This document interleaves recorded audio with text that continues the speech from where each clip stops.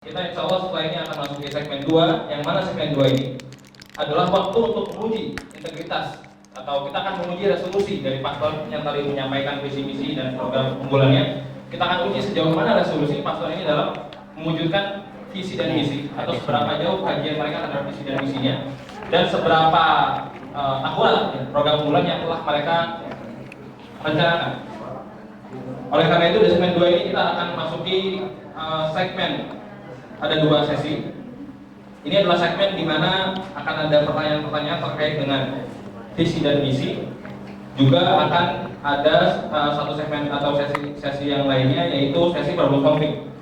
Kami akan menyebutkan masing-masing dari sesi rinciannya dalam setiap sesinya. Oleh karena itu sekarang kita akan masuki terlebih dahulu sesi pertama di segmen kedua, yaitu pertanyaan dari panelis.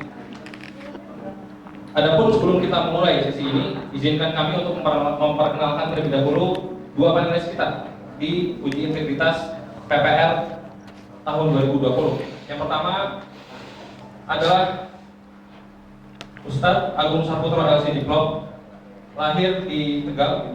Kebetulan beliau berhalangan hadir pada hari ini. Beliau lahir di Tegal tanggal 20 Juli tahun 1993. Keluargaannya adalah KSW dan riwayat pendidikannya beliau menyelesaikan sarjananya di Prodi Syariah Islamiyah Universitas Al-Azhar Kairo pada tahun 2016. Lalu juga hingga kini sedang menempuh S2 di program studi Usul Fikih Universitas Al-Azhar Kairo. Adapun riwayat organisasi beliau pernah menjadi wakil kepala PMIK pada tahun 2014 hingga 2015. Lalu menjadi koordinator pendidikan di SMA FSI dan juga Alma Mater pada tahun yang sama, yaitu 2014 dan 2015. Lalu kemudian menjadi ketua umum Ormas Syariah tahun 2014 hingga 2016, Penko 1 PPM Mesir tahun 2015 hingga 2016, panitia acara simposium internasional, lalu ketua 1 IJMI Ormas Kairo 2018 hingga 2020, penasihat presiden PPM Mesir bagian akademik tahun 2018 hingga sekarang. Dan yang terakhir adalah koordinator riset dan standar syariah MES atau Masyarakat Ekonomi Syariah Mesir saat ini. Berikutnya panelis kedua, dan kami ucapkan juga selamat datang kepada Ustaz Zaki Al-Rashid yang kebetulan hadir hari ini. Kita bisa berikan tepuk tangan dulu kepada panelis kedua kita. Beliau adalah Ustaz Zaki Al-Rashid, LC Diplom. Beliau lahir di Magelang pada tanggal 17 Agustus 1993. Beliau berasal dari Magelang dan keluarganya adalah KSW. Riwayat pendidikan, beliau pernah menempuh S1 Teknik Elektro di Universitas Gadjah Mada atau UGM tahun 2011 hingga 2012. Lalu D2 Ma'had Ali bin Abi Thalib di UMY Universitas Muhammadiyah Yogyakarta tahun 2011 hingga 2012. Lalu S1 Syariah Islamiyah Universitas Al-Azhar tahun 2012 hingga 2016. Hingga sekarang sedang menempuh S2 di jurusan Usul Fiqh Universitas Al-Azhar Kairo. Adapun riwayat organisasi beliau pernah menjadi ketua umum PCI Muhammadiyah Mesir tahun 2018 hingga 2020. Lalu menjadi wakil ketua 4 Dewan Pimpinan MPH PPM Mesir. Menjadi sekretaris tim proyek pembangunan markas dakwah PCI Muhammadiyah, Dewan Pembina Rumah Syariah Mesir. Dan yang terakhir adalah Ketua Majelis Pendidikan dan Keilmuan PCIM Mesir 2016 dan 2018. Baik, adapun sistematika dari sesi ini. Jadi sesi ini adalah sesi tanya jawab dari panelis. Akan tetapi sistematikanya mungkin akan sedikit berbeda. Jadi dari sini akan panelis telah menyampaikan pertanyaannya kepada panitia dan akan dibacakan oleh kami sebagai moderator. Nah, pertanyaan itu akan kita bacakan, lalu kita akan berikan kesempatan kepada paslon untuk menjawab dengan rincian waktu sebagai berikut.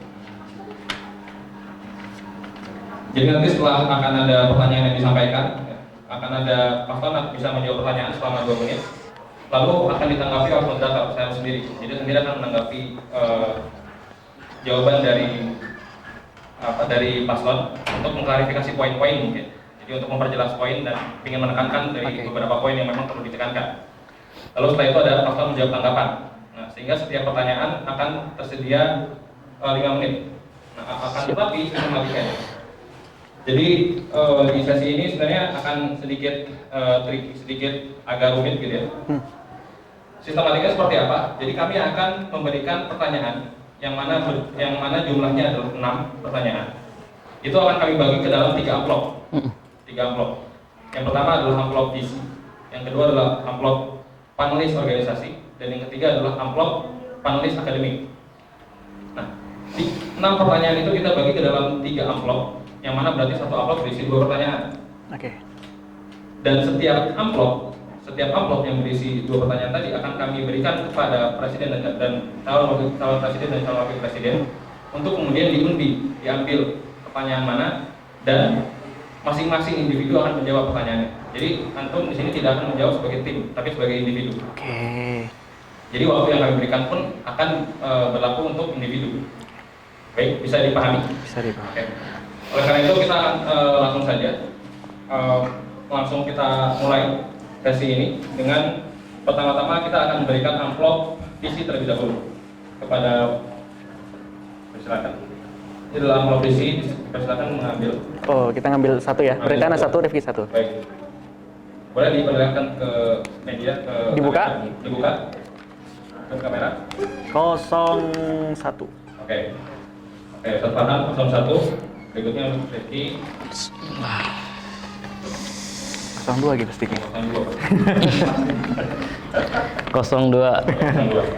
Baik, tadi sudah kita undi. Jadi pertanyaan pertama kita yang debat.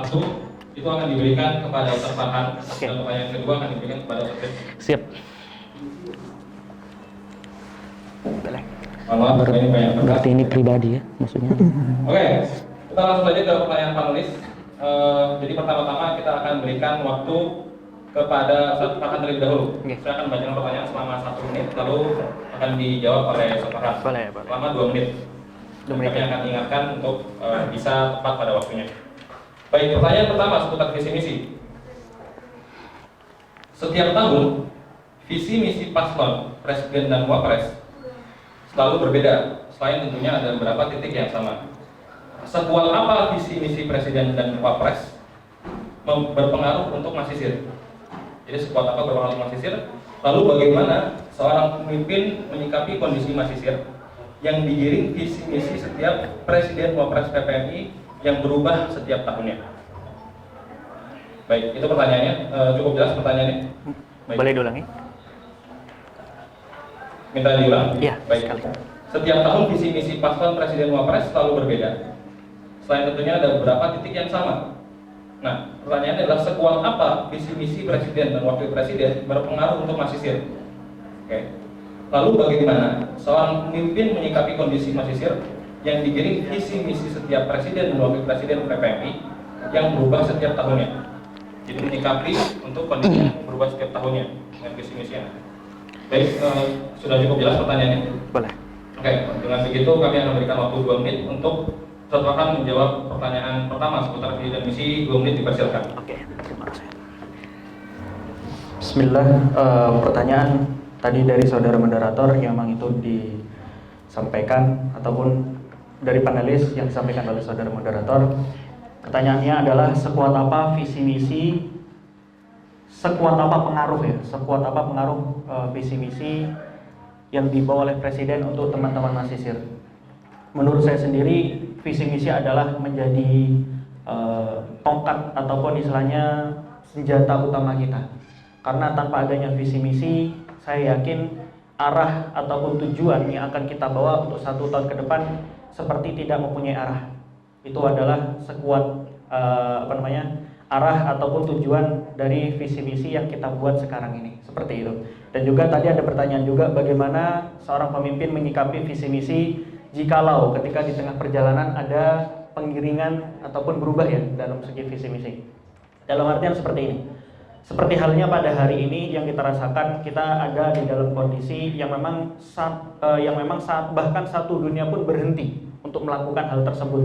Maka dari itu, kalau memang presiden ataupun wakil presiden, menurut saya bisa melihat sikon yang ada, ataupun dia harus melihat visi misi dan urgensi yang sebenarnya itu menjadi titik fokus dia yang sebelumnya sudah dia rencanakan sebelum dia dilantik sebagai presiden ataupun wakil presiden. Seperti itu, Pak. Terima kasih.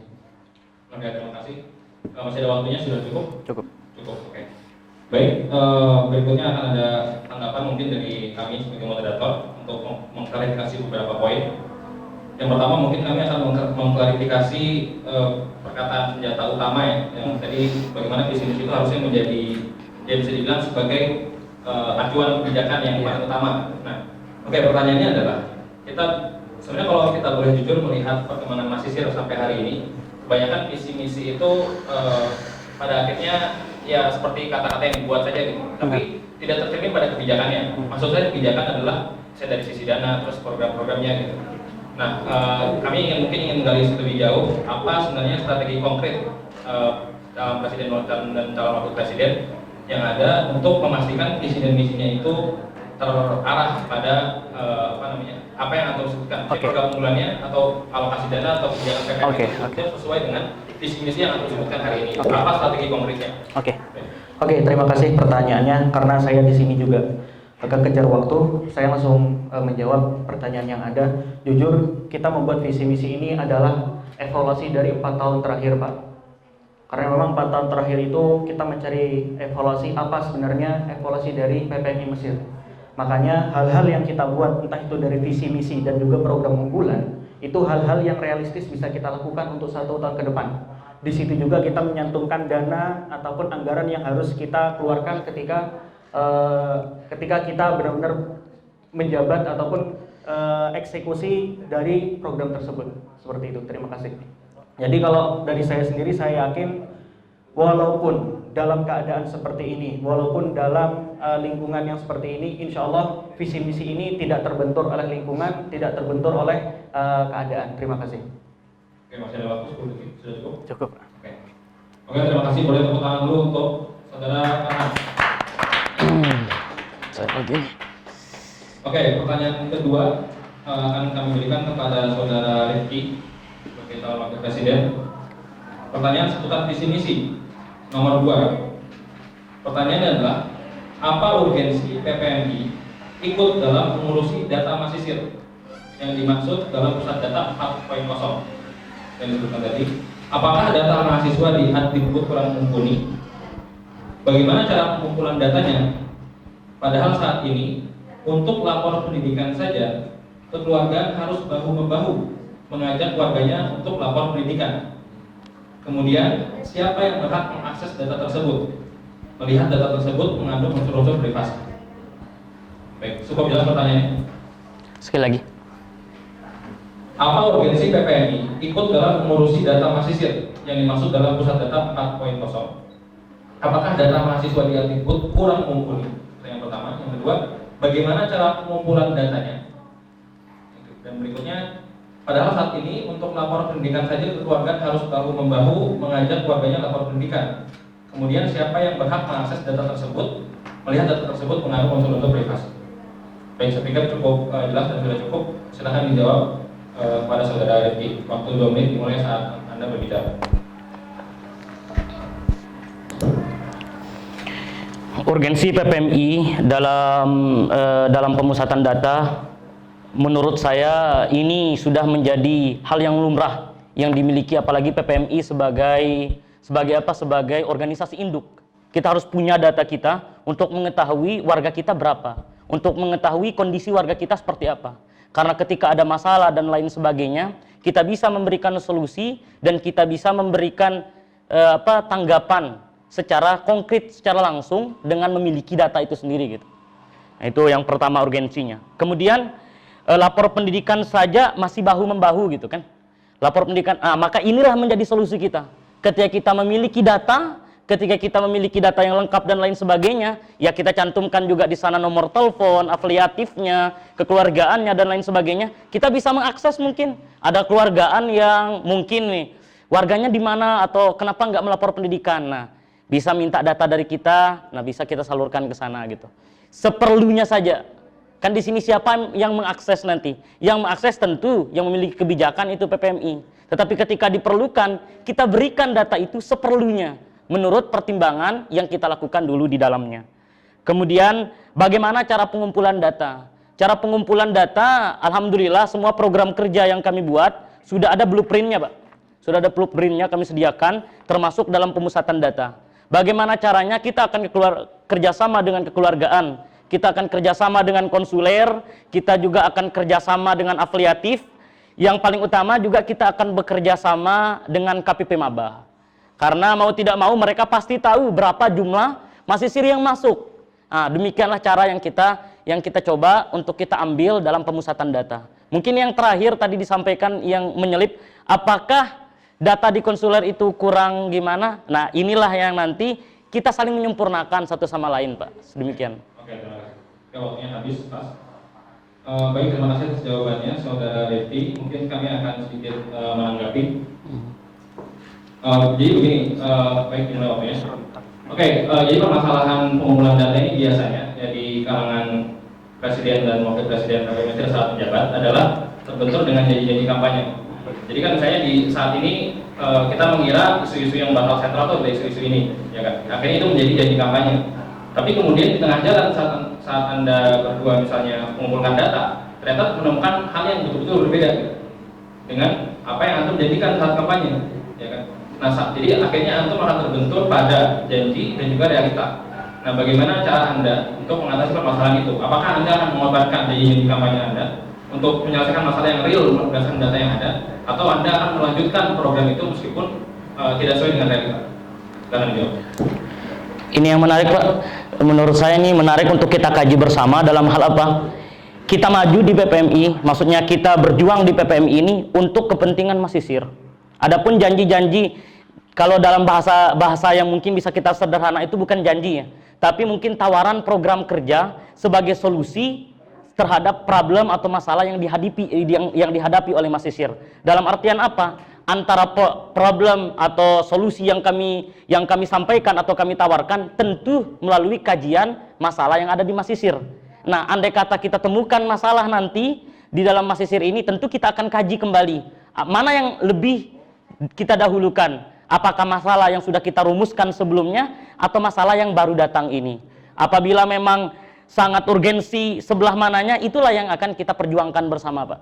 Karena kita jujur, di sini bukan hanya presiden dan wapres, kita punya BPA, kita punya MPA, dan kita punya senior-senior mahasiswa. Kita duduk bersama, kita diskusi bersama, problem mana yang akan kita selesaikan pertama kali, gitu, Pak. Oke, siap.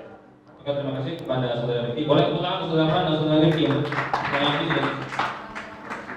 Oke, terima kasih atas jawabannya. Kami akan biarkan kepada penonton, baik secara daring maupun secara langsung, dan juga para panelis dan juga pengamat untuk memberikan kesimpulan terhadap jawaban yang telah diberikan. Berikutnya kita akan memberikan amplop yang kedua. Sistematikanya sama persis seperti tadi. Silakan. Amplop kedua adalah amplop akademik. Oh, sip. Oke, kita akan bersama terlebih dahulu. Baik, langsung memilih diberikan kepada Saudara. 01. Oke, dan juga Saudara Rifki tadi 01. 01. Dan Saudara Farhan 02. Oke. Oke, baik. Kita akan langsung berikan pertanyaan. Sistematikanya persis seperti tadi, masalah waktu dan seterusnya. Pertanyaan seputar dari panelis akademik, seputar masalah-masalah akademik. Oke. Kami akan berikan terlebih dahulu kepada Saudara Rifki tadi yang nomor 1. Siap. Baik, ini adalah pertanyaan seputar isu mahasiswa. Banyak mahasiswa setelah lulus dan kembali ke Indonesia dinilai belum matang oleh beberapa pihak. Selain itu, mereka dianggap kurang memiliki hubungan erat sebagai alumni Mesir untuk membangun Indonesia bersama, sekalipun ada OIAA. Bagaimana sikap pemimpin mahasiswa dan apa saja langkah yang akan diambil? Baik, cukup jelas pertanyaannya? Perlu saya ulang? Sekali lagi. Baik. Banyak mahasiswa setelah lulus dan kembali ke Indonesia dinilai belum matang oleh beberapa pihak. Selain itu, mereka dianggap kurang memiliki hubungan erat sebagai alumni Mesir untuk membangun Indonesia bersama, sekalipun ada OIAA. Bagaimana sikap pemimpin mahasiswa dan apa saja langkah yang akan diambil? Baik, saya rasa cukup pertanyaannya. Kami persilakan untuk dijawab oleh saudara Rifki. Terima kasih. Sangat menarik pertanyaannya, Pak Moderator. Jadi inilah yang menjadi latar belakang kenapa hadirnya pembekalan alumni yang kami maksud dalam program kerja ini, yaitu untuk mematangkan sebisa kita, mematangkan alumni-alumni Al-Azhar atau alumni-alumni kita yang berada di Mesir untuk kembali dan berkiprah di tanah air. Oleh karenanya program yang kami sebutkan tadi dengan istilah pembekalan alumni itu bukan sekitar pendidikan agama yang pasti kita pelajari di sini gitu, tetapi juga berkaitan dengan politik, berkaitan dengan bisnis, kemudian ekonomi dan lain sebagainya. Sekali lagi, sikap yang kita lakukan selama mereka masih berada di Mesir dan menjadi calon alumni, di sanalah kita bisa berperan. Tetapi ketika mereka balik ke Indonesia, seperti yang antum sampaikan tadi, di sana ada OIAI. Nah, kita hanya bisa menghubungkan mereka dengan OIAI itu sendiri gitu. Adapun ikatan antara OIAI dan mahasiswa alumni yang sudah ada di sana, itu adalah ikatan yang dijalin sebagaimana kuatkah OIAI. Sebenarnya pertanyaan kenapa belum erat antara alumni dan OIAI itu kita sampaikan kepada OIAI, Pak. Menurut saya, kenapa belum erat? Supaya kita berikan solusi. Yang bisa dilakukan oleh Presiden dan Wapres atau kita semua yang ada di Mesir adalah ketika para mahasiswa itu masih berada di Mesir. Seperti itu sih secara sederhananya yang bisa kami sampaikan. Oke, baik, terima kasih. Masih ada waktu 30 detik, masih ada yang mau disampaikan? Adapun nanti masalah kematangan dari keilmuan seseorang itu tetap kembali kepada pribadi dari seseorang. Nah, kita hanya bisa menghimbau, kita hanya bisa memberikan memberikan sarana untuk teman-teman ini mematangkan apa yang perlu dimatangkan. Seperti itu, Pak. Hanya sebatas itu, tidak sampai menyentuh hal pribadi. Seperti itu. Oke, terima kasih. Ya, waktu sudah habis ya, 2 detik, 3 detik tadi. Oke, berikutnya kami akan memberikan tanggapan dan juga mungkin mengklarifikasi beberapa poin.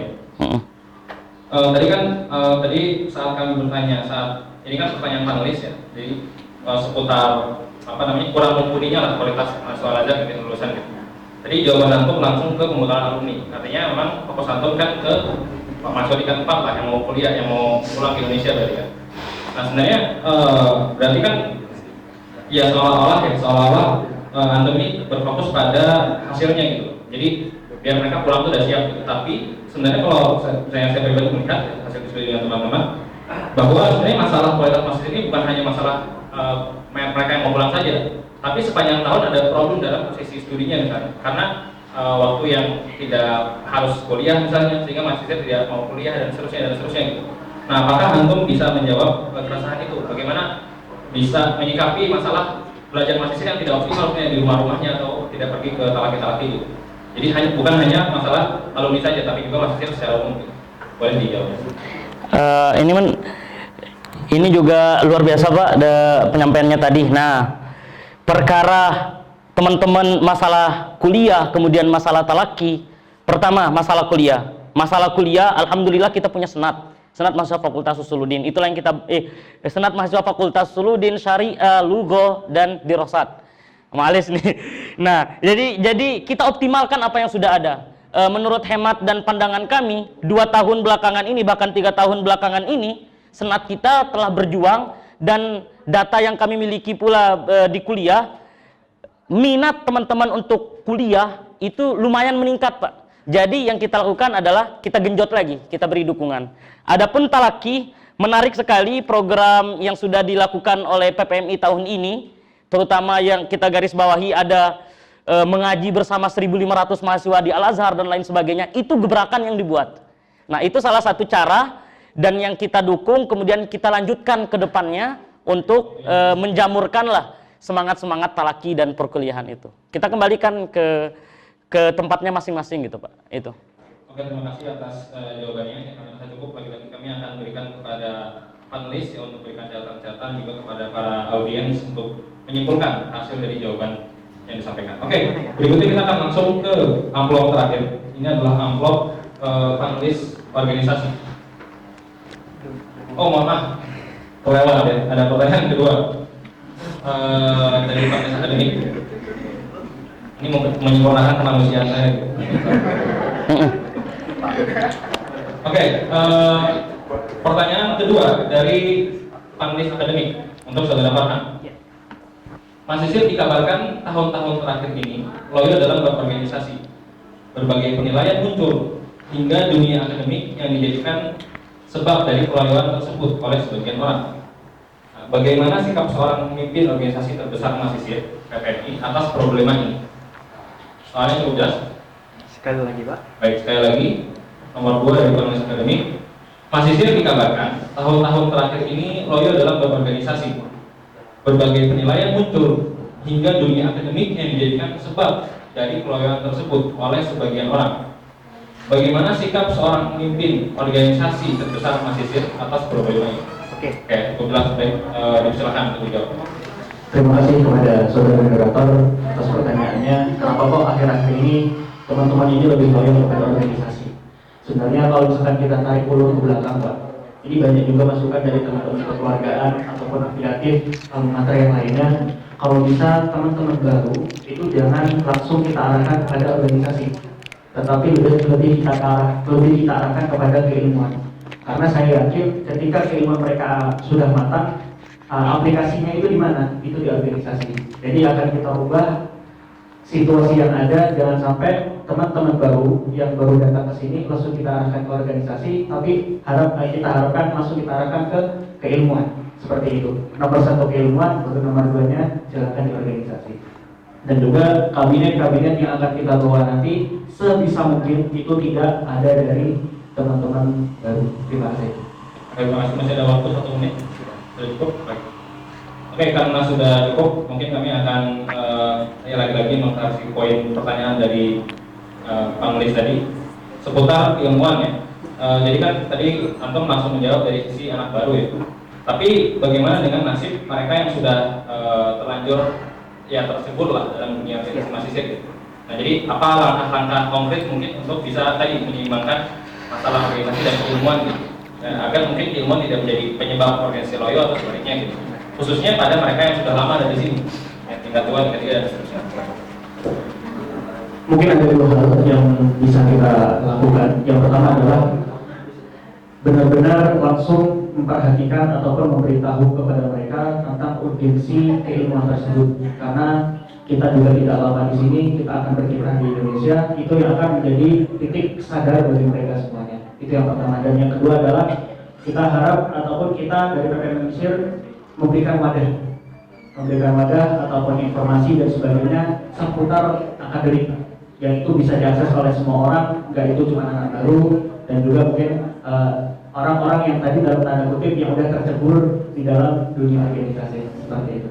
Terima kasih. Oke, baik, terima kasih. Boleh tepuk tangan dulu untuk 2 pasangan kita. Oh, 1 pasangan kita. Ya, jadi tepuk tangannya mungkin boleh tepuk tangan online juga. Oke, berikutnya ya lagi kami akan serahkan keputusan atau kesimpulan kepada para penonton. Berikutnya kita akan langsung lanjut ke amplop ketiga, yaitu dari pertanyaan dari panelis organisasi. Oke, silakan mengambil nomor lagi. Siap. Dipersilakan kepada kamera dan kepada hadirin. Kok bisa? Baik, saudara Farhan. 1. Rifki. 3. Oh, aduh. Baik, kita akan langsung masuk ke pertanyaan dari panelis organisasi. Pertanyaan pertama untuk saudara Farhan. Dari tahun ke tahun, komitmen para pemimpin PPNI untuk mewujudkan adanya garis besar haluan organisasi atau GBHO belum ada yang terwujud. Menurut pengamatan Anda, apa yang membuat hal tersebut tidak terwujud? Kemudian, apakah perlu PPNI mewujudkan GBHO tersebut? Kalau perlu, apa langkah-langkah yang akan Anda lakukan untuk menuju pengejawantahan GBHO tersebut? Jika bisa, sekalian menyebutkan timeline dalam eksekusi langkah-langkah tersebut. Oke. Sudah cukup jelas pertanyaan? Atau perlu diulangi? Sudah, Pak. Oke, baik. Dipersilakan untuk dijawab. Garis besar haluan organisasi itu nggak pernah luput dari pembahasan kita, para organisator dan teman-teman yang lain, gitu ya. Kenapa kok kita dari PPMI Mesir itu belum ada GBHO? Bahkan Wihdah pun mereka mempunyai GBHO.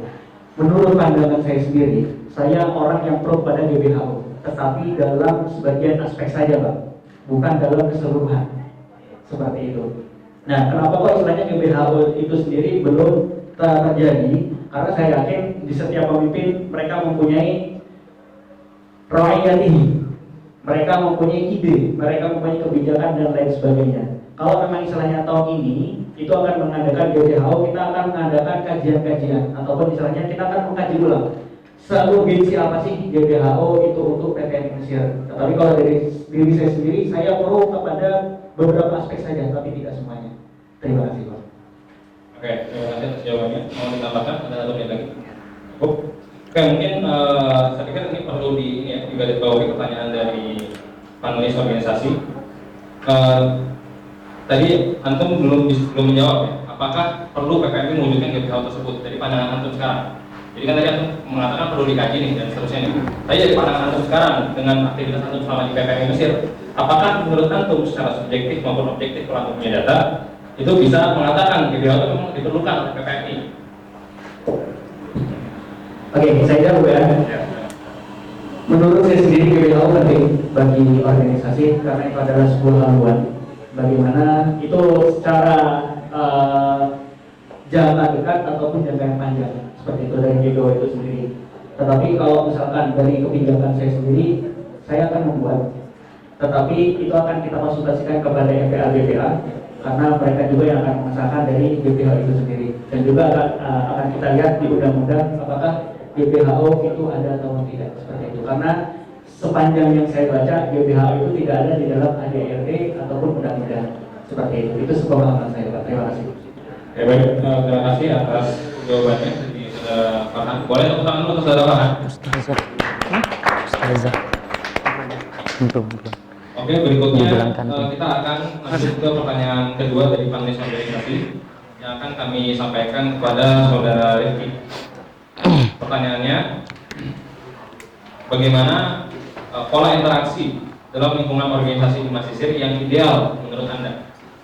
Interaksi ini bisa menyangkut beberapa sisi, ya, baik sisi Banin Banat maupun organisasi sosial yang lainnya, interaksi sosial lainnya. Lalu sudah berapa dekatkah kondisi interaksi Masisir saat ini dengan standar ideal tersebut? Kemudian bagaimana langkah-langkah untuk menuju standar ideal tersebut? Ya, sudah cukup jelas pertanyaannya? Ya, tapi saya. Oke, kami akan, kalau sudah cukup jelas, kami akan persilahkan kepada Saudara itu untuk menjawab. Silakan, waktu 2 menit dimulai saat Anda berbicara. 1 menit, 2 menit.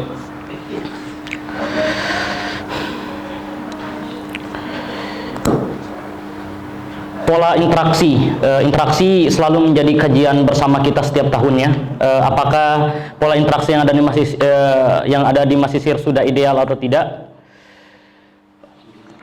Interaksi kita mungkin sangat umum tadi ya.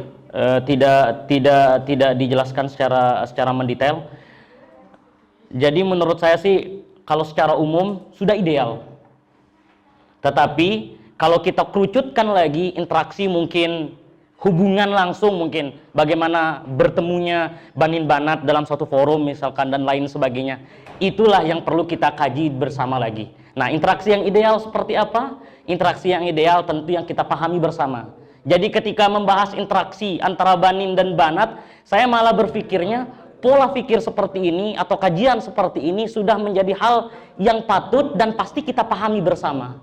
Yang perlu kita lakukan hanyalah memahamkan kembali atau menyadarkan kembali bahwa ini harus didekatkan di tengah-tengah Masisir. Menurut saya inilah yang ingin di sana. Kita sampaikan di sana, kita diskusikan di sana bersama. Itu menurut saya pendekatan yang bisa kita lakukan untuk menghasilkan interaksi yang ideal di tengah-tengah Masisir seperti itu. Oke, terima kasih. Ini sudah habis. Baik, kita akan langsung masuk ke sesi tanggapan.